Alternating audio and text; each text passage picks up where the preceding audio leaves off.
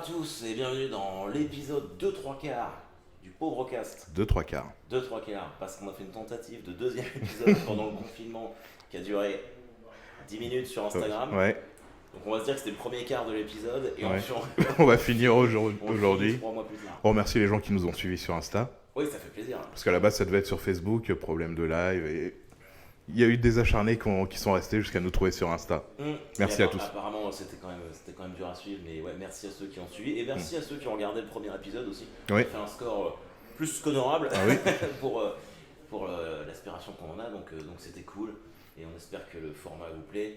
Et voilà, on fait des déclinaisons. Il y a le pauvre cast 21 grammes qui est sorti. Peut-être qu'on déclinera d'une autre manière pour aborder le plus de sujets au maximum. Aujourd'hui, on va repartir sur le pauvre cast classique et on va parler de pop culture et de geekerie. Exactement. Tu veux lancer le premier thème, mon bon ami ? Ouais, premier thème, le phénomène du confinement, Ouais. que quasiment tout le monde a vu et ce qui a marqué la plupart des gens pendant ces 2-3 mois, Tiger King. Oh putain, Tiger King. Je me rappelle, je crois qu'on a commencé à en parler justement sur ce fameux premier quart Ouais, sur Instagram et tu l'avais pas encore vu. je l'avais pas encore vu, tu m'as dit, il faut que tu vois. Non mais je crois qu'il faut absolument que tout le monde ait vu Tiger King. Bon, tu veux replacer le contexte de la série pour ceux qui connaissent pas ? Non, vas-y. Ok. Bon, Tiger King, alors c'est sur Netflix, je crois que c'est uniquement sur Netflix. Ouais, je crois, ouais. C'est une série Netflix, documentaire en fait en 8 ou 10 épisodes, je crois que c'est 8, sur un mec qui s'appelle, putain le nom m'échappe maintenant, Joe Exotic. Joe Exotic bien sûr. Donc tu vas avoir le t-shirt bientôt. Bientôt, ouais. Sans n'importe quoi dire. Qui tient un zoo, il me semble à Miami ou en Floride ou à Rhode Island. Ah, je sais plus, je crois qu'il... Ouais, je sais plus la localisation. Ça, c'est quand on se lance sur l'idée de créer des pauvres castes en une heure et qu'on n'a rien préparé. Mais c'est ça qui est sympa. On n'a rien préparé, on préparera jamais quoi que ce soit. Ça se passe aux États-Unis et Joe Exotic, c'est un vrai putain de gros redneck, mais c'est un personnage de cinéma. Le mec, c'est un cow-boy gay et Fan des armes. fan des armes à feu, amoureux des tigres. Et donc, il a plein de tigres. On sait pas trop comment il les a eu, mais on se dit que c'est un peu de la vente illégale. Et donc, il a un zoo, il est pote avec d'autres mecs comme lui. Donc on suit le quotidien de ce mec-là, de Joe Exotic et de son équipe, sa vie privée, ce qui se passe dans le zoo. Et parallèlement à ça, il y a une femme qui s'appelle Carole Baskin, qui elle par contre milite pour récupérer tous les fauves pris comme ça illégaux dans les espèces de zoos un peu illégaux comme celui de Joe Exotic pour les libérer, mais en même temps elle les garde elle-même dans son parc. Donc c'est très tendancieux et du coup Joe Exotic va vouloir péter les plombs, parce qu'il est malade de toute façon ce mec là, il va vouloir se débarrasser de Carole Baskin et en fait il va organiser une tentative de meurtre pour la tuer et en fait ce qui est ouf c'est que le documentaire suit ça. À la base le documentaire était juste prévu pour poursuivre Joe Exotic et pendant le documentaire le producteur sa tentative de meurtre. Donc il y a tout et puis surtout c'est un personnage quoi. Vraiment. Si la série si ça avait été une série écrite, on n'aurait pas fait mieux. Ouais, parce qu'il faut rappeler que c'est la vérité. Tout ça, c'est la vérité. C'est vraiment un documentaire. Et il est, comme l'a dit Harold, Joe est gay. Et il est marié à 2 garçons pendant... En même temps, gay, polygame. Ouais. Et c'est ouf. Et d'ailleurs, je sais pas si tu sais, mais ils vont faire une série de ça. Ouais. Et Joe Exotic va être joué par Nicolas Cage. Ouais. Alors ma question, c'est est-ce que tu as vraiment besoin de faire une série là-dessus ? Est-ce que c'est pas déjà parfait ? Pour moi, c'est déjà parfait comme c'est. Je pense que t'as pas besoin. Et bon, on va... Bon, aussi, de toute façon, on peut spoiler. On a toujours spoilé dans le pauvre cast. Donc si vous voulez pas savoir comment ça se termine, Tiger King, allez le regarder, coupez le pauvre cast ici, puis vous revenez l'écouter quand vous regardez les épisodes. Mais en fait, bon, évidemment, il est mis sur écoute, mais je crois qu'à la base, c'est pas pour la tentative de meurtre. Non. Je crois que c'est pour du trafic d'animaux. Il est mis sur écoute par le FBI. Il y a plein d'autres personnages qui viennent, mais c'est trop long à raconter. Et du coup, en fait, le FBI s'aperçoit que voilà, il est en train de monter sa petite tentative de meurtre. Donc, à la fin, en fait, il est en prison. D'ailleurs, tu sais qu'il est en prison depuis le début, parce que dès le premier épisode, tu vois qu'il est en prison. Donc voilà, et par contre, je n'ai pas vu l'épisode qu'ils ont sorti sur Zoom. Ah, avec Tu l'as regardé ou Joel pas ? McHale qui... Je l'ai Ouais, pas j'ai vu vu. celui-ci. avec les interviews de tout le monde, si je l'ai vu. Ça vaut le coup Non, non, ok. vraiment pas. Mais ce que j'ai vraiment aimé, c'est que, en fait, au début, j'y suis allé parce que tu m'as dit de regarder ça. Ouais. Les 2 premiers épisodes, t'es happé par le personnage de Joe, qui est un quinquagénaire, je pense qu'il a 50-55 ans. Ouais, facile. Tu vois qu'il est marié avec 2 personnes qui ont à peine la vingtaine quand il les rencontre. Donc tu dis, ça m'intrigue. En plus, il y a des gros chats, puisqu'ils appellent les gros chats, les félins. C'est sympa.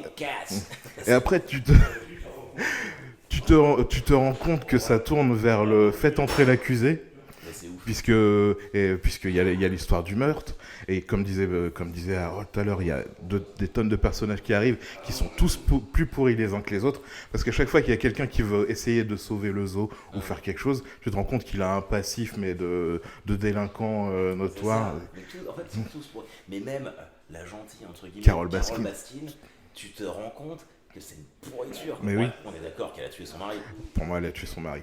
Alors, faut que pour ceux qui n'ont pas vu la série, Joe Exotic, c'est son argument principal pour dire que Carole Baskin, c'est pas une bonne personne, parce que Carole Baskin, elle était mariée avec un millionnaire, et apparemment, le millionnaire, il voulait divorcer d'elle, et on l'a jamais retrouvé. Un jour, il a disparu.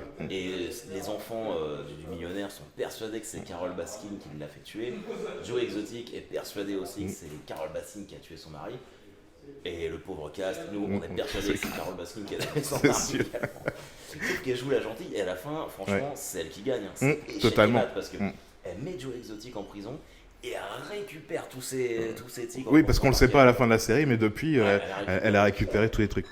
Parce qu'elle dit qu'elle est là pour sauver les grands félins de ce qui se passe dans les zoos comme ceux de Joe, mais elle fait exactement la même chose. Parce qu'en fait, elle a un parc à elle où, soi-disant, les animaux circulent en toute liberté. Mais honnêtement, je ne vois pas de grande différence. Non. Et en plus, elle utilise des bénévoles / esclaves pour travailler dans le parc gratuitement et puis faire les visites. C'est magique. Ce qui est ouf, c'est qu'elle donne des grades à ses bénévoles. Qui changent, les grades changent par des couleurs de t-shirt. Je crois que tu commences, t'as un t-shirt blanc et genre comme au bout de 2 ans, karaté, tu finis t-shirt bleu et là je crois que t'as un pass annuel offert. Et il y a l'autre aussi, le docteur, je sais plus quoi. Ah oui, qui a sa secte. Oui, qui s'est lui-même intronisé docteur parce qu'il est docteur en rien du tout. Et qui a. Ça serait trop long de retrouver le. Il a fait venir des jeunes filles chez lui pour travailler. Ouais, ça c'est dingue. Mais que des jeunes filles de 18 ans, donc il avait son zoo aussi. C'était un vétérinaire, je crois, à la base, ou un truc comme ça. Non, je crois pas qu'il soit docteur, vraiment. Puisque son père était déjà barré aussi. Mais il était gourou, je crois qu'il a un certificat de. Non, il est chaman. Ah oui. C'est un chaman. Et tout son personnel, c'était des filles, je crois que c'était 20 ans maximum quand elles arrivent. Il faut qu'elles repartent au bout d'un certain temps quand elles sont trop vieilles. À la base, elles viennent faire un stage. Sauf qu'il les cartonne. Il reste, et puis c'est vraiment une secte. Quoi. Et lui aussi, il est polygame, il est marié avec au moins 2 femmes qui sont restées. Et bien sûr, il les a transformées parce qu'elles étaient à peu près, on va dire, normales, enfin naturelles, on va dire, naturelles au début, et puis après, il leur a fait faire de la chirurgie esthétique pour qu'elles soient. Pour qu'elles aient des très fortes poitrines. Mais c'est là où, parce que lui et Joe Exotic, ils sont potes, ils s'entendent très bien. Mais parce que les deux sont des manipulateurs. Et Joe Exotic, il a fait un peu pareil, parce que les 2 mecs avec qui il s'est marié, t'apprends à la fin qu'en fait ils sont pas gays. Ils sont pas gays, non. Ils ont craqué pour lui parce qu'ils se bâchent. Ils ont pas osé dire non. Après, je crois qu'il il leur faisait goûter à la drogue et il les rendait accros. Donc c'est comme ça qu'il les gardait, parce qu'ils leur font. Il leur fournissait de la drogue et puis ils se mariaient avec. Ah, j'ai une question. Thème un peu moins drôle. La mort d'un de ces. Tu penses, parce que je crois que c'était dans, je sais plus, c'est à la fin du documentaire aussi, c'est dans l'épisode d'après avec les interviews. Mais en fait, il y a le mec qui est là, qui se tire, en fait, il se tire une balle dans la tête, son plus jeune mari. Le comptable, je crois que c'est ça. Et en fait, le comptable dit que c'était pas un suicide. Il a pas fait exprès il savait pas qu'il y avait une balle dedans. Il voulait faire semblant. En fait, il s'est tiré dedans, dans la tête. Donc tu penses que c'est Joe Exotic qui a. Non. qu'il était teubé, ou il a joué. Il était teubé. Et il a joué de malchance, et il a cru que ça allait pas tirer, et il est mort. Mais c'est ce que dit l'autre. Après, il avait des problèmes quand Ouais, même. parce qu'il y a des problèmes de dépression. Ouais. Mais chaque épisode est une mine d'or en termes de choses insensées, en fait. Parce qu'ils ont tous des armes. Oui, Ils tirent tout le temps, n'importe où, n'importe quand. Et lui, surtout Joe Exotic, il a des limites. Je me demande s'il a pas des lance-roquettes, des Ouais. trucs comme ça. C'est ouf. Enfin, c'est vraiment. Moi, ça a été ma meilleure série du confinement. Il y a eu un intérêt dans le dernier épisode qui est sorti après, Ouais. avec les interviews. C'est que tu vois le premier mari de Joe, tu sais, celui qui est tatoué partout, oui, ouais. qui a le tatouage de Joe Ouais. sur lui. Il a des dents maintenant. Ça, c'est atroce. Mais Didier Deschamps, tu vois. Dans la série, ça fait exactement ça. Mais le personnage de Joe Exotic, bon, c'est pas quelqu'un de bien, je pense pas. Non. Foncièrement, mais c'est là où tu vois que c'est un manipulateur né, c'est qu'il arrive à te faire l'aimer quelque part. À la fin, t'as pas envie que ce soit Carole Baskin qui gagne. Enfin, moi, tu vois, si j'avais une team, j'étais team Joe Exotic, quoi. J'étais pas team Baskin. Mais il était en lice pour, il a fait pour devenir sénateur. Ah oui, gouverneur, Gouverneur, ouais. Série. Il y a 2 épisodes où il est. Mais je crois que c'est Rhode Island, l'État. Il me semble. Mais bon, il est pas élu, mais bon, il fait quand même son délire. Ouais. C'est vraiment. Mais il a réussi à embarquer des gens, et ouais, comme tu disais, je comprends que les gens prennent fait et cause pour lui. Vraiment, il sait y faire. Ça. Après, il a pris donc 22 ans, je crois, de prison. Je crois que c'est ça. Voilà, je crois qu'il était pas loin de 60 ans, donc autant dire qu'il va mourir là-bas. Qu'il va mourir là-bas. Mais c'est incroyable. Moi, c'est clair que je le recommande. Je suis pas certain que quand Netflix a posté ce documentaire-là, il s'attendait à ce que ça fasse un carton pareil. Et le truc, à la fin, vers les derniers épisodes, là, je me suis dit... Donc, je suis passé de... Le truc qui est marrant, après, faites entrer l'accusé. Et après, une fois tout ça passé, tu dis... En fait, les animaux, c'est eux qui pâtissent de tout ce qui se passe autour d'eux. Parce qu'ils le disent bien, il y a plus d'animaux, de fauves en captivité aux États-Unis qu'en liberté dans tout le monde. Ah oui, non, mais c'est n'importe quoi. Ils retrouvent des cadavres d'animaux dans les parcs après, tu sais pas comment ils ont été tués. C'est ça, ouais. Bah oui, parce qu'apparemment, c'est quand même fortement sous-entendu que les mois où les recettes étaient un peu moins... c'était des périodes de vaches maigres, ils tuaient des animaux pour... Quand il n'arrivait pas à les revendre. Ça, c'est... on a oublié. C'est partie magique, je retourne en arrière, c'est la pizzeria qu'il a construite dans le parc. Et sachant qu'il avait... Il y avait les Walmart du coin qui donnaient tous les invendus pour pouvoir nourrir les animaux, et ils disaient ouvertement qu'ils utilisaient la nourriture des invendus pour faire les pizzas. Pour les clients du zoo. C'est brillant, Je pense que c'est exceptionnel. Et à la fin, le zoo de Joe Exotic, il est racheté par un autre mec, donc j'ai oublié le nom. Ouais, de toute façon, il y a des rebondissements tout le temps. Et quand le zoo de Joe Exotic est saisi, les animaux restent là-bas à mourir de faim. Et ça, c'est triste. Ouais. On a cassé le moral. Plombé l'ambiance, c'est bien. C'était ouf. Donc ça a été le truc que t'as gardé de ces 3 derniers mois. C'est vraiment ce qui m'a le plus marqué, ouais. Ok, cool. J'ai vu les autres films un peu phénomène, on va dire, du confinement. J'ai regardé La Plateforme. Tu l'as vu ? Ouais, je l'ai vu. Alors, je sais que quand je t'en avais parlé, je t'ai dit que j'avais adoré, mais toi, t'as pas... J'ai pas su avoir d'opinion. En fait, je sais pas si j'ai aimé, si j'ai détesté. Donc La Plateforme, c'est quelqu'un qui arrive dans une... c'est une sorte de prison. C'est une prison. Où les gens sont à plusieurs étages. Et d'un jour à l'autre, tu peux descendre ou monter. Pendant un mois, c'est ça ? Tu restes au même étage. Et il y a de la nourriture qui descend à chaque fois. Donc, tu es au premier étage, tu as toute la nourriture que tu veux. Et ensuite, ceux de l'étage d'en dessous récupèrent ce qui reste. Et petit à petit, ça diminue, il y en a de moins en moins. Bon, l'image basique et métaphorique du truc, c'est que c'est les riches qui donnent leur reste aux pauvres. Ouais. Mais j'ai quand même trouvé ça intéressant en fait, dans la construction du film. L'idée, tu vois, de base, c'était cool. Après, en plus, c'est des films, c'est espagnol. Je trouve qu'il y a une espèce de traitement comme ça, un petit peu almodovarien, tu vois, qui me plaisait. Et c'est plutôt un film que j'ai kiffé. Ouais, je sais pas, je peux pas me dire. Qu'est-ce qui t'a pas convaincu? J'ai pas compris vraiment où il voulait en venir. Ouais. Est-ce que c'est l'enfer ou pas? Je sais pas. Bah, toi, tu vois ça comme une sorte de représentation du purgatoire. Moi, je l'ai pas pris comme ça. Moi, je voyais vraiment en fait ça comme une représentation des échelles sociales dans Ouais, la ça peut être société une dans vision laquelle aussi. on vit. Mm. Je mettais pas de représentation divine ou métaphorique là-dedans. Et l'enfant perdu qui est retrouvé à la fin, qu'est-ce qu'il a à faire dans l'aspect sociétal des choses? Je sais. Bah, alors, c'est une bonne question. Ça, je pense que c'est sujet à interprétation, mais bah, je sais pas, peut-être que l'enfant perdu, tu vois, c'est l'avenir. Tu te dis, peut-être que tu dis, bon voilà, Mm.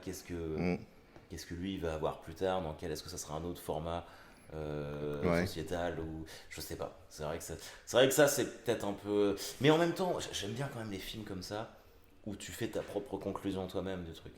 Et moi je l'aurais vu comme ça, tu vois, de me dire, Ouais. bon, bah voilà, le gamin il va aller où, peut-être que enfin, on sait pas quoi.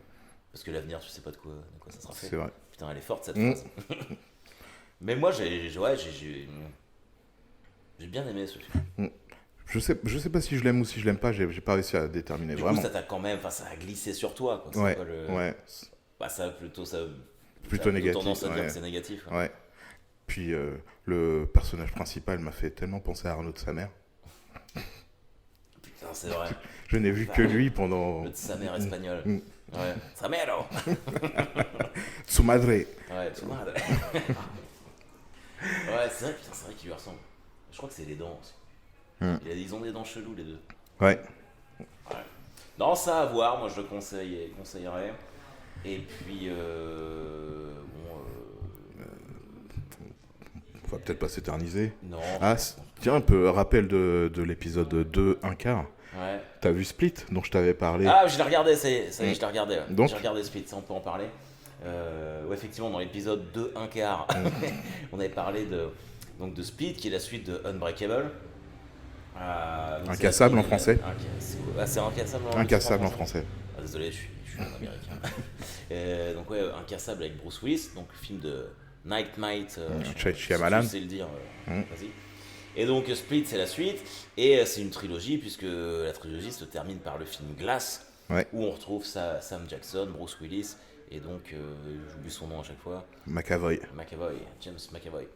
Et ben, que j'ai pas vu Glass d'ailleurs. Je l'ai vu. Ok, bah tu vas pouvoir nous en parler sans me spoiler, du coup. Il va falloir que vraiment tu te concentres. Mais on peut parler de Split, et là on peut vous spoiler parce qu'on l'a vu tous les deux. Moi j'ai vraiment kiffé, et j'y suis allé, sachant que j'aime pas Shyamalan. J'aime pas trop ces films. Bon, Incassable j'avais bien aimé, mais tu m'as tellement dit, ouais, là, la performance de McAvoy elle est ouf, faut vraiment que tu regardes ça. Donc après l'épisode de un quart, j'ai regardé, et c'est vrai que la performance est dingue. Mais encore une fois, le film est sauvé grâce au talent d'un acteur. Le film n'est pas fou en Il lui-même. est pas fou. Et le scénario est plus que bancal, je trouve, en fait. Et limite, parfois, c'est quand même malaisant dans l'incohérence, tu vois. Je veux dire, à la fin, quand il grimpe au plafond, tout Ouais. ça, je veux dire... parce que le mec, il a pas de pouvoir magique, tu vois. Enfin, c'est juste- Ouais, mais il a réussi à dépasser sa condition Ouais, d'humain sa condition lambda, de- quoi. Ouais, d'humain lambda, mais... Voilà, là, la fille qui survit, bon, c'est cousu de fil blanc, quoi. Tu sais très bien que dès le départ... que Mais pour moi, là, c'est vraiment du fantastique. Tu vois, pas le fantastique comme on l'entend maintenant avec tout et n'importe quoi. C'est juste un petit détail sur la personne qui change et il réussit à dépasser l'entendement, ce que tout le monde voit. Et c'est pas des trucs avec des super pouvoirs. C'est Non, juste mais- qu'il a réussi à utiliser toutes les habiletés de son corps pour pouvoir se dépasser. Oui, non, mais c'est sûr qu'il y a ça. Non, mais c'est vrai, t'as raison. Après, si j'ai bien aimé quand même le rapport qu'il a avec son psy, Ouais. qui est joué par une vieille dame, donc qui rencontre. Il y a combien? 27 personnalités différentes? C'est ça? Je sais plus. Je crois que c'est un Ouais, truc comme ça. Donc le mec a 27 personnalités différentes. Il y a des personnalités qui sont accommodantes et d'autres qui sont très très très Ouais. dangereuses. Et il en a 26. Et il y a une 27e qui fait son apparition, The Beast. Ouais, la bête, ouais. Et la bête, donc c'est la transformation ultime ça. du mec. Et je pense qu'il reste coincé en Beast tout le temps après, en fait. Il change jamais. Ah, si. Il revient sur d'autres. Ouais. Ah, d'accord, ok. Ouais. Bon, en fait, Beast, du coup, vraiment, il y a une transformation même physique, Mm. au niveau de la posture et de la force du mec. Et moi, j'ai adoré quand il a brisé la colonne vertébrale de sa psy, tu vois. Ça, c'est un truc qui était. Ça, c'était pas mal, mais. Ouais, ça vaut le coup d'être vu. Je serais pas allé le voir au cinéma, tu vois. Je l'ai pas vu au cinéma, je l'ai regardé à la télé. Et pareil, je serais pas allé le voir, mais j'étais très très agréablement surpris Ouais. quand je l'ai vu. Bah, j'en attendais rien. Je pense que si tu m'avais pas Mm. demandé de faire mes devoirs, je n'aurais pas regardé. Mais du coup, tu vois, ça m'a pas retourné au point de me dire, bah tiens, faut que je m'achète Glace ou que je le Ouais. télécharge ou je sais pas quoi. Tu vois. J'attends qu'il arrive sur Netflix tranquillement. Et si c'est dans 2 ans, je peux très bien vivre 2 ans sans le voir. Moi, j'ai eu de la chance, c'est que il y avait mon Split, je l'ai vu. Mais je l'ai revu, il était dispo sur Canal. Et quelques semaines après, ils avaient mis Glace. Donc Ouais. j'ai enchaîné, j'ai regardé. Et Glace, du coup, sans dévoiler quoi que ce soit, est-ce que tu le mets en dessous, au-dessus Bien en dessous. Ah ouais. Bien en dessous. Donc c'est le moins bien des trois pour toi, Ouais. Glace. Ouais. Putain. Donc c'est pas du tout encourageant, quoi. Sachant que le premier, ça reste Incassable. Ouais. Ok. Incassable était vraiment bien. Très très bien. Ok. Ah, donc c'est. Bah, c'est ils, la ils base. réunissent les trois. Hmm. Voilà. Je veux pas t'en dire trop parce que ce serait trop facile. Donc pour le pauvre cast épisode 3, faut que je l'ai vu en gros, quoi. Malheureusement, tu vas devoir perdre 1h30, je pense. Le pire, c'est que je suis sûr que ça dure plus longtemps qu'une heure et demie. C'est ça le problème. Bon. Ok. Eh bah, ouais, il y a eu ça. Moi, écoute, aussi pour changer, pendant le confinement, j'ai lu pas mal de comics, notamment les Gardiens de la Galaxie et Thanos. Et je t'en parlais tout à l'heure parce qu'on a regardé, on a re-regardé avec mes enfants Avengers Endgame ce midi. Et c'est la première fois que je le re-regardais après avoir lu le comics. Mhm. Alors là, je vais spoiler.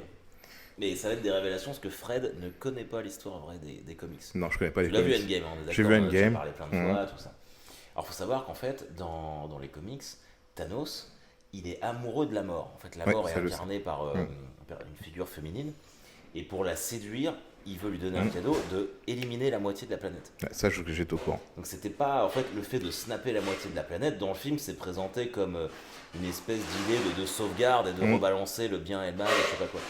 Mais dans les comics, c'est pas du tout le cas. C'est vraiment un acte d'égoïsme et de monstre où il se dit je vais te filer plein de morts d'un coup, j'élimine 50% de la planète pour offrir ces morts-là à la mort et qu'elle tombe amoureuse de lui. Moi je trouve que cette version-là est 1000 fois mieux que celle du film, Ouais. sachant que j'adore le film, attention, je suis pas en train de dire ça, mais une fois que j'ai lu le comics et que j'ai vu ça, je suis putain mais pourquoi ils ont pas fait ça? Pourquoi ils ont pas fait ça dans le film? Ça aurait été tellement badass, tu vois. Mais comment t'aurais incarné la mort? Bah, c'est une figure féminine. Bah, tu le fais jouer Ah, mais c'est mainstream, le Marvel. Bah, c'est Disney. Je pense que c'est surtout parce que c'est Disney derrière. Ouais. Donc, je pense que ça a dû jouer à un moment, de faire peut-être un truc un peu moins. Qu'un destin moins funeste pour certains personnages. Et surtout, dans le film, méga spoiler. Méga spoiler. Je laisse 3 secondes. Dans le film, c'est Iron Man qui tue Thanos. Ouais. Et du coup, Iron Man meurt dans Avengers Endgame. Mais en même temps, si t'as pas encore vu Endgame, on est en 2020, c'est que t'es pas vraiment fan des Avengers. C'est ça. Donc, voilà.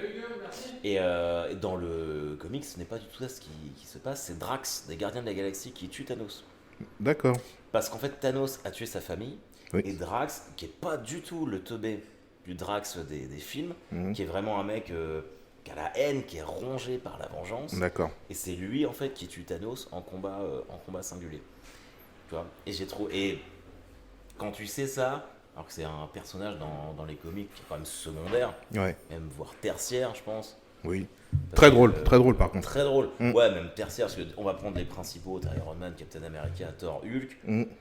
En secondaire, je pense que les Gardiens de la Galaxie sont secondaires. L'entité, les 4, ouais, tu vois, 4. Gamora, Star-Lord, Groot et Rocket. Et lui, Drax, il est dans la 3ème division, je pense.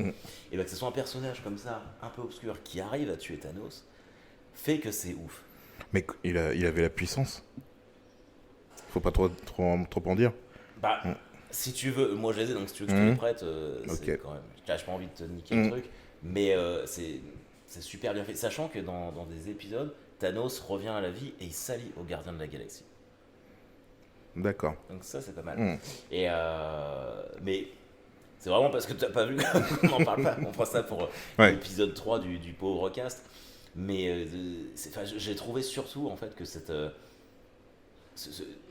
ce côté en fait dans le comics de Thanos qui est vraiment sans pitié, et ben ça me manque maintenant dans le film quand je regarde Endgame, tu vois. C'est trop gentillet la version. Ouais, alors c'est gentillet, mais en même temps c'est cool parce que comme ça je peux le regarder avec mes enfants. Mais quelque part, tu sais, Thanos, quand ils arrivent au début de Endgame et qu'il a détruit les pierres, qu'il est sur une planète, limite à jouer au fermier, tu vois. Ouais. Ça l'humanise un petit peu. Alors que dans le comics, c'est un vrai gros enculé. D'accord. Et c'est beaucoup plus intéressant. D'ailleurs, puisqu'on en est sur Endgame, j'ai vu ça dans un podcast, je sais plus où il y avait une théorie. Est-ce que tu te rappelles le moment où c'est le baston final, tu vois, Avengers contre Thanos et son armée, et Captain Marvel vient de se faire dégager par Thanos. Thanos met le gant pour la deuxième fois, et là Doctor Strange regarde Captain America, et Iron Man, pardon, et lui fait un signe comme ça en lui disant, et en fait il dit rien, tu vois, il fait ce signe-là. Il y a des interprétations sur ce signe-là. Comment toi tu l'as interprété ? Que c'était là, que c'était cette. C'était cette chance-là. Ouais. Bah moi je suis d'accord, j'ai interprété comme ça. Mais en ligne apparemment, il y en a beaucoup qui disent que, tu vois, que ça veut dire c'était notre chance en fait, et Captain Marvel, elle vient de foirer. Ah. Moi je l'ai pas vu comme ça. Moi je pense quand même que, comme toi, tu vois, que Doctor Strange, il regarde Iron Man, il fait, c'est là mec. Et tu le vois après, parce que j'ai revu ce midi, donc tu vois, c'est frais dans ma tête. Et en fait, tu vois Tony Stark, donc Iron Man, il est là, et tu sais, il baisse la tête. Et quelque part, en fait, tu sais pas s'il comprend que c'est ça, en fait, qu'il doit se sacrifier, ou alors, si t'es dans la théorie des mecs sur Internet, tu vois, et tu te dis, il te fait, c'était notre seule chance, tu vois, on l'a dans le cul. Et si là, il se dit, putain, qu'est-ce que je peux faire ? Et que c'est lui qui a l'idée tout seul, en fait, d'aller prendre les pierres. Ça se tient, mais je reste sur ma première idée. Je reste sur ma première idée, mais depuis que j'ai vu des gens avec cette théorie-là, je me dirais, c'est pas faux. Et les frères Russo se sont jamais prononcés, en fait. Ils ont dit, voilà, vous interprétez... Après, ils avaient fait un tel tintouin sur Captain Marvel qu'il fallait absolument le voir avant de regarder Endgame. Ça collerait avec le fait que c'était elle, normalement, qui devait... bah, c'est ce qu'on attendait tous. Et en fait, dans Endgame, elle sert absolument à rien, Captain Marvel. C'est ça. Et même... D'ailleurs, en fait, je me demande si c'est pas un film sur l'orgueil. Parce qu'en fait, toutes les décisions de défaite sur Avengers Infinity War et Endgame, c'est parce que l'orgueil est passé en priorité. Et c'est... En fait, Tony Stark, il gagne à la fin parce qu'il se met au service des autres. Et en plus, c'est l'incarnation parfaite de l'orgueil. De l'orgueil, tu vois. Et Thanos, il perd contre les Avengers parce qu'il y a ça aussi. Il y a cette question d'orgueil, tu sais, où il prend du temps pour snapper, il fait « je vais vous mettre votre branlée, machin truc ». Captain Marvel, je pense honnêtement qu'elle peut battre Thanos, mais il y a beaucoup d'orgueil, c'est elle est un peu en mode relâche, machin truc. Et ils perdent tous comme ça. Thor... Dans Infinity Wars, s'il arrive sur Thanos et bam, il lui défonce la tête, directement. Mais non, tu vois, je vais te faire souffrir parce que, tu vois, et en fait, tous les personnages sont conduits par ça. À part peut-être Captain America, parce que c'est l'Amérique. D'ailleurs, je regardais aujourd'hui, c'est tellement flagrant avant que tous les Avengers qui étaient partis dans Infinity Wars reviennent. Tu sais, t'as la baston d'Iron Man, Thor, Captain America et puis Thanos. Et à la fin, Thor et Iron Man, ils sont KO. Il y a juste Captain America qui se bagarre, tu vois. Et donc, il se prend une branlée, mais il est encore là, parce que tu vois, c'est l'Amérique, quand même. Et il se relève, t'as toute l'armée de Thanos qui sort, qui apparaît. Et Thanos dit, ouais, je vais prendre un malin plaisir à défoncer ta planète, ou un truc comme ça. Et là, tu vois, il est là, il se relève, seul face au monde. Et ça fait vraiment l'Amérique contre les méchants envahisseurs. Et c'est... Mais j'aime bien quand même ça marche. Ça c'est cool. Partie comics, tu m'as parlé d'un nouveau comics aussi que tu as testé. Alors je l'ai pas fini. Que tu as reçu. Je l'ai eu pour mon anniversaire la semaine dernière et je voulais absolument Donc là, on est sur du DC. D'accord, un peu plus dark. Un peu plus dark, ouais, complètement. Ça s'appelle Mister Miracle. Et c'est vraiment, en tout cas, j'en suis à la moitié du comics, parce que j'ai eu le récit complet, donc c'est épais. D'accord. Et cette semaine, on fait un peu de pub, je rodais mon nouveau spectacle ici au El Camino, donc j'ai eu un peu moins de temps pour le lire, mais c'est incroyable en fait. Ça raconte l'histoire de Mister Miracle, donc le personnage c'est Scott Free, qui est sur une planète, le nom est imprononçable à la base, et t'as deux planètes qui s'affrontent, et il y a une planète où le mec est gentil, tu vois, c'est Dieu, le Père, machin truc, et l'autre planète qui est censée représenter l'enfer avec Darkseid, tu vois, le grand méchant des DC. Ouais. Et en fait, ils sont en guerre, et pour sceller une alliance, Dieu le Père et Darkseid décident d'échanger leur fils. D'accord. Donc Mister Miracle, à la base, c'est le fils de Dieu, et il part en enfer, être élevé par Darkseid, qui est censé représenter le diable, et inversement. Et donc il a une enfance terrible, et il cherche tellement à s'évader qu'il devient le roi de l'évasion. Et quand il arrive sur Terre, en fait, il fait des numéros de cirque et de spectacle où il s'appelle Mister Miracle, et où il fait des trucs un peu comme... comment il s'appelait ce magicien là, Copperfield. Ouais, Copperfield. David. Et Ou voilà. Sylvain Mirouf en français. Copperfield, ça claque plus. Mais, et donc, tu vois, bon, il y a une intrigue avec Darkseid, une lutte, mais ce qui est très intéressant, c'est que dès le début du comics, Scott Free, donc Mister Miracle, il se taille les veines en fait. Parce qu'il est dépressif, il est suicidaire. D'accord. Et il se taille les veines, donc il est à l'hôpital, tu vois, il est avec une meuf qui est aussi un super-héros, qui s'appelle Big Barda. Et tu vois, en fait, il est obligé d'essayer de se remettre en selle, tu vois, avec ses doutes, avec le dégoût de lui-même, l'envie de mourir, mais c'est pas apitoyant quoi que ce soit, tu vois, le mec il essaye vraiment de s'en sortir, mais tu sens que c'est dur. Et le comics traite vraiment ça en fait, de la dépression, du fait d'essayer de se remettre en selle, tu vois, parce qu'après il réessaye pas de se tuer, mais il essaye de se dépasser de ça. Et tu vois qu'il perd goût quand même au combat, mais il fait ce qu'il peut, machin truc. Et c'est incroyable. Et il sauve des gens quand même. Bien sûr, il sauve des gens. Mais de justesse au niveau de l'écriture, les dessins sont ouf. Et vraiment, enfin, là on est quand même sur une vraie niche parce que c'est du DC un peu obscur. Mais si vous aimez ça, prenez pas Batman ou Superman pour une fois et allez sur Mister Miracle, c'est incroyable. Et est-ce que ça te parlerait pas parce que ça fait un peu un parallèle avec les humoristes justement qui à l'intérieur d'eux sont assez tristes et essayent de sauver les gens à leur manière en les faisant rire, en les divertissant. Non mais totalement, je crois que c'est aussi pour ça que j'ai particulièrement accroché sur ce personnage-là. C'est aller vers les autres parce que tu vois ça reste ton travail d'être un super-héros. Et puis ouais, t'as quand même, parce que c'est dur, tu vois des trucs, tu vis des trucs, tu sens que ça demande tout ça demande énormément d'énergie, et finalement t'as une reconnaissance un peu éphémère, et oui, ça résonne un peu, toute proportion gardée, mais bien quand sûr, même avec ce qu'on fait en tant qu'humoriste. Mais même tu peux adapter ça quand même à l'état dépressif de n'importe qui, c'est vraiment incroyable. Et lui c'est un personnage super attachant. Ouais. Je m'étonne. C'est un comics qui a, je pense, 10-15 ans. Je m'étonne qu'il n'ait pas encore été adapté en film. Et je pense que ça serait autre chose que du Suicide Squad ou des Justice League. On va en parler après. Parce que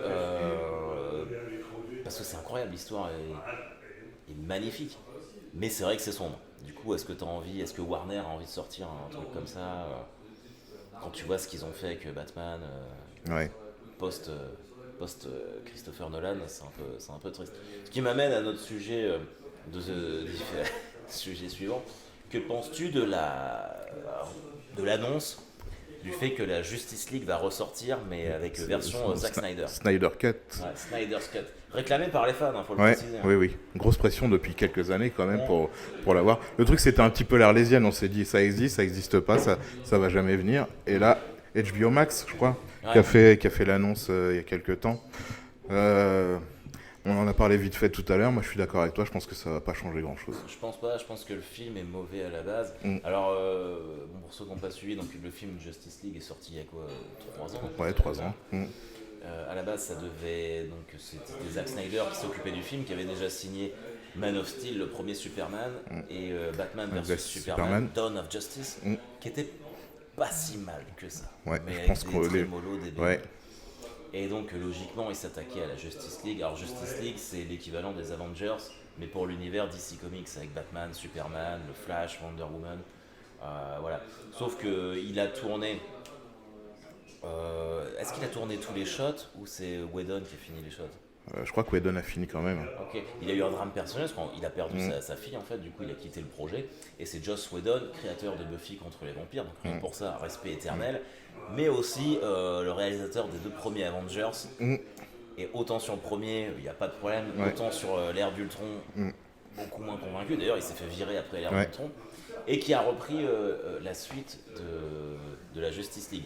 Et quand on regarde la Justice League, là, il y a des espèces d'effets comiques, mais mal amenés, parce qu'en fait, c'est 2 réalisateurs qui sont repassés une espèce de patate chaude.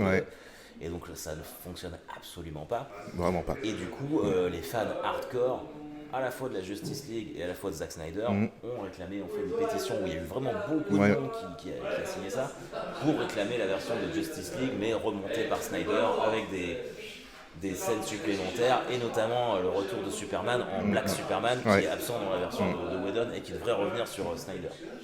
Mais oui, on en a parlé tout à l'heure, je pense pas que ça change grand chose, dans le sens où la Snyder's Cut, la version qui va ressortir, il n'y aura pas de scène retournée, c'est juste un montage différent, une musique différente. Mais bon, après, c'est vrai qu'avec un montage, tu peux revoir un petit peu une intrigue, mais je pense pas que ce sera suffisant pour sauver les meubles. Ouais. Non, moi non plus. Après, comment tu penses qu'ils vont rechanger l'histoire juste avec des rushs et... Non, je vois. Bah, il y a... Normalement, il y a la mort de Batman. Ouais. On va voir comment ça va... Parce que, donc ça a été tourné. Je sais pas. Il y a des rushs, apparemment, ils ont tourné 4 heures de rush. D'accord. C'est un film de 4 heures. Et celui qui est sorti, là, tu dois avoir la moitié, je pense, des images. Mais normalement, je pense qu'on devrait avoir la mort de Batman. D'accord. Mais il n'y a pas les CGI dessus, les effets spéciaux et tout ça. Non. Ça, ils vont les refaire. HBO, en gros, ils lui ont dit tu peux pas retourner. Voilà, tu retournes aucune scène. Et puis même, il y a des. Genre Henry Cavill, il veut pas refaire Superman, je crois. Enfin, il a dit ça, mais en même temps, apparemment, il va revenir pour Shazam 2. Oui, j'ai vu ça vite fait. C'était bizarre. Mais enfin, HBO, ils ont dit on te repaye pas de tournage, on te file du pognon pour refaire la musique, refaire le montage et refaire les effets spéciaux. Et il y a une espèce de rumeur qui dit que le film sera en noir et blanc maintenant. Oui, ça j'ai vu. Ça me paraît difficilement envisageable, même si ça pourrait être super intéressant, mais je l'imagine pas en noir et blanc. Tu vois, par exemple pour le Flash, j'ai envie de voir du rouge, des trucs comme ça. Ce qui peut être cool par contre, c'est que s'ils mettent vraiment tous les rushs, c'est qu'apparemment ils en feraient peut-être une mini-série de 3-4 épisodes pour HBO Max plutôt qu'un film. D'accord. Et ça par contre, ça peut peut-être être cool. Mais à voir. À voir. Voilà, parce qu'on a fait le tour de... Je pense. Ok. Bon, de toute façon, on essaye de faire un podcast un peu moins long que d'habitude, et là on en est à 40 minutes, je crois. Ouais. On a quand même la question philosophique. T'en as reçu? J'en ai reçu. Il y en a une qui me plaît beaucoup. Alors la question philosophique, pour ceux qui écoutent le podcast pour la première fois, je fais une story sur Instagram où je dis voilà, on enregistre le Pauvrecast avec Fred, question philosophique, allez-y, posez-la. Donc on en a eu plusieurs, c'est toi qui vas la choisir comme d'habitude. Ouais.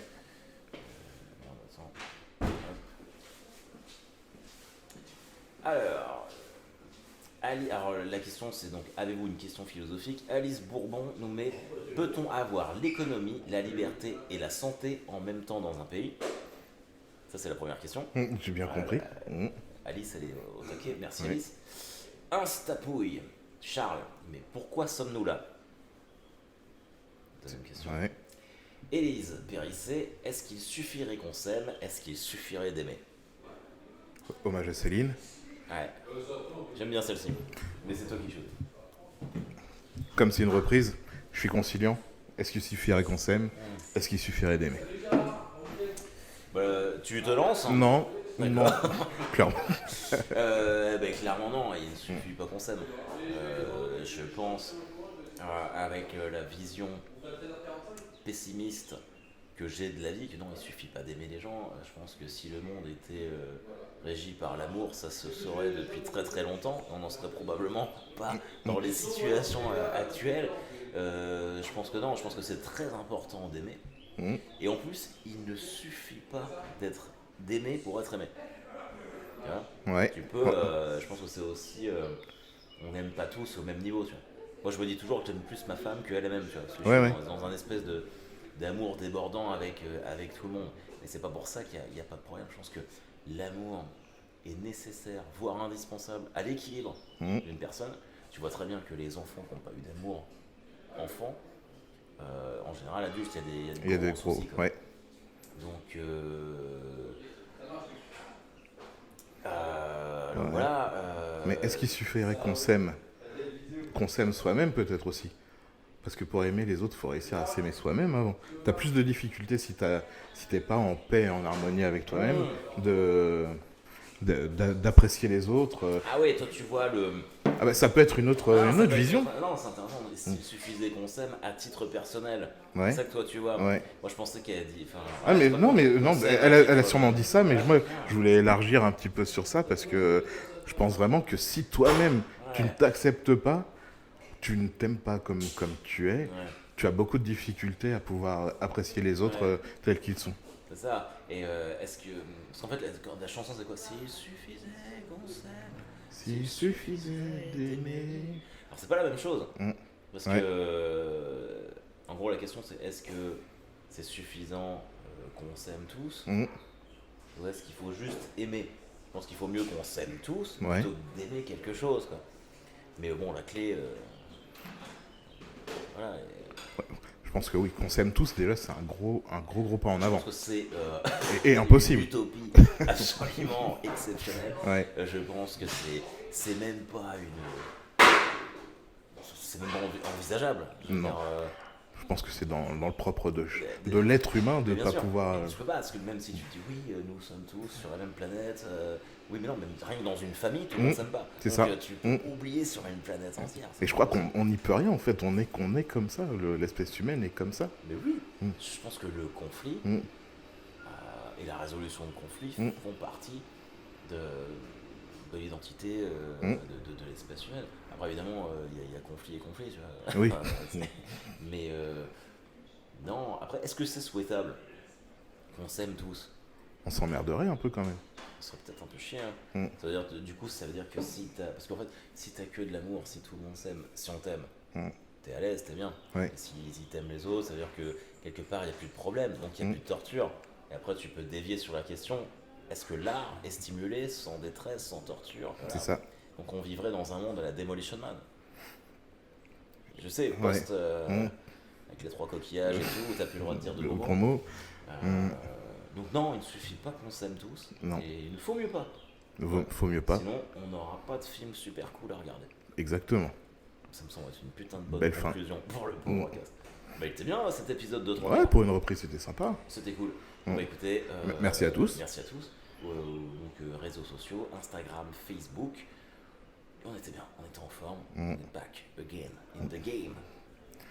Santé. Santé. À bientôt. À la prochaine.